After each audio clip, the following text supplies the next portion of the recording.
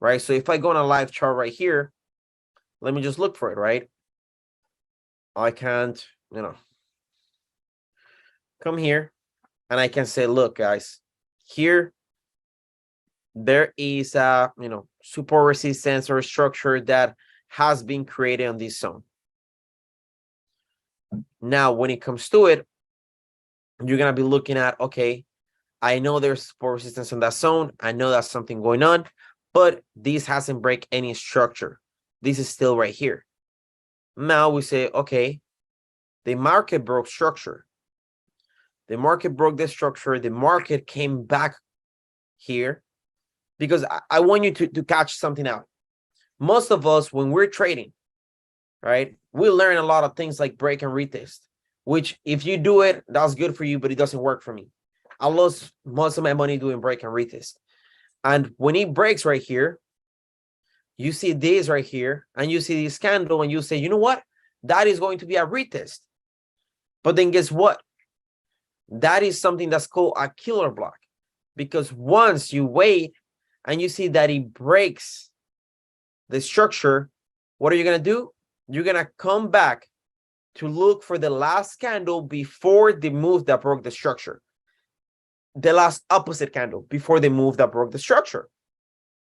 And I'm going to be looking at it and I'll say, okay, what is the last candle going the opposite way before a move that broke the structure? Is honestly going to be this candle right here, this gray candle. And then what happens is pretty simple, right? We can take a position here if you wanted to, or we can take a position here, or in my opinion, I'll take one higher, but I feel like this would be good for the example. And what we do, we just wait, right? We wait to see what the market does. The market came in, touched that level, and it went our way and it hit or take profit. Okay, look, the trade took about 5, 10, 15, 20 minutes. All my trades are going to take 15, 20 minutes, maybe 30 or 40 max. So it's going to be pretty simple to understand how it is that, we trade and we have the rest of the day for free, because you're trading for freedom. You're not trading to work on the charts all day long. And that's the main thing that people confuse. So we already have simple, simple order block, which is just a regular candle before a regular opposite candle before they move that break the structure. That's a regular order block or classic order block, whatever you want to call it. Now we have a killer block, which is that candle that breaks the support resistance and then goes up, break a structure, come back down, and it smashed it for you. Super simple.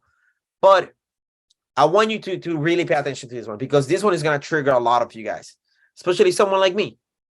And has this ever happened to you? That you have a perfect entry, the most beautiful entry in the market, and you start looking at it and you realize, okay, I'm gonna wait for the market to come here. And when it comes here, it's gonna be amazing. But next thing you know, it just turns around, right? Next thing you know, it just leaves you. And you're over here thinking, okay, what did I do wrong? Or like, before someone that I used to look at or watch used to say, guys, it's just the market. It's going to do whatever it's going to do. It didn't give us the entry. But I always thought, okay, the market just doesn't move. No sense. There has to be something else. And they tell me that this is called a failed order block, right? And it's something that goes on 4 steps. A failed order block is simply when you see a regular order block. In this case, would be this one. You see a regular order block that, is the last candle before a move that broke the structure. Step 1. Step 2 is going to be that this right here comes back around and it doesn't trigger your order block. It doesn't respect your level, right? And what it does, it just keeps going through it. So what happens is that, just so you know, when it comes to institutional trading, they're always going to come for the orders that are on this candle. Either one way, which should be the sell, which it didn't happen on the failed order block, or the other way, So as soon as it crosses, we just put a buy limit. We just put an order. And now the market will have to respect that level. This is actually one of the most accurate order blocks and ways of trading there is. So step one is going to be finding that order block or that opposite candle before the break of one structure. Step two is going to be when it breaks that structure, right? Then once it breaks a structure, you're just looking to enter in the opposite way. And that's going to be the last step. So that's going to be, for example, my trades for today, right? I actually took one of the trades today. If we go forward to today's market, that was amazing, right? It was super simple. It was a super easy trade. And it was just a filled order block, right? So let me explain you where it was, right? It was about, I think I turned 7 a.m., something like that. I'm looking at the market. I see it's just dropping, right? I see it's dropping, but then I also see that in this case, there is an order block, right? This is the last candle, right? This gray one right here is the last candle before a move that broke a structure right here. So this is the last candle before a move that broke a structure, right? So as a trader, I'm just looking at it and, you're going to see, okay, this is going to be an order block. But, people will ask me, okay, but why didn't you take it for the buy? Is because deeper on learning these, right? If you text me about the, the tree that I'm going to give you guys completely for free, you will learn why you don't take certain trades just because you know that the market is going to go a certain way. So in this case, we knew that the market was going to go down. And we have here an order block that breaks structure. Now, what happens after it broke structure? It completely just disrespected this level as well. So step one, you found it. A step two, broke structure. A step three, broke the structure.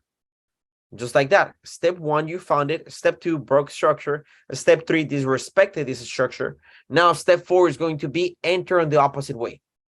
So it was not the most beautiful trade, but it works, right?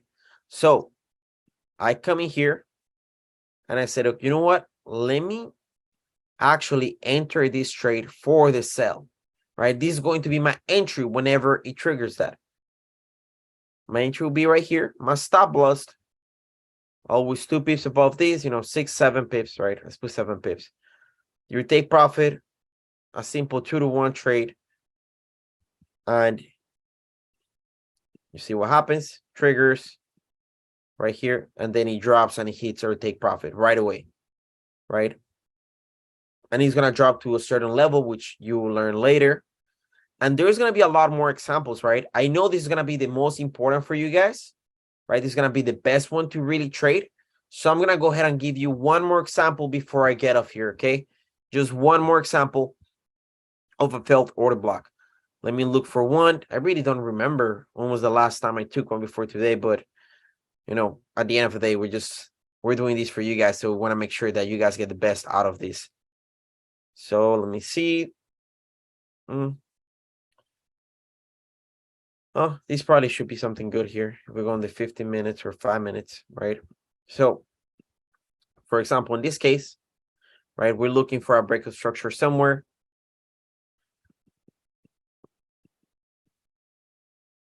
Yeah, okay. This will be a great example. So, on this case, right, just so we can delete this and you can see it better. There is going to be a breakout structure, right? There's a breakout structure right here. Who broke the structure? This candle right here. This candle broke the structure. And what is the last candle before they broke of the structure? It was this candle right here. So step one, it breaks the structure. Step two, this respects these levels, right? So step two is technically this going up. We'll see. It completely just disrespected it. So step three, it can be as simple as, you know, just marking this zone right here or these levels. Let's put it on a blue color and look for an entry right there for the buy. As you can see, it entered and then it went away, right? You could have easily, you know, find your entry right here.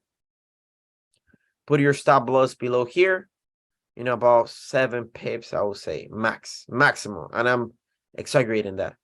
And you'll be able to still make your 2-to-1 risk to reward, right? And it's going to happen over and over again. But with that, guys, what is going to be my trick? Feel just like a rock star.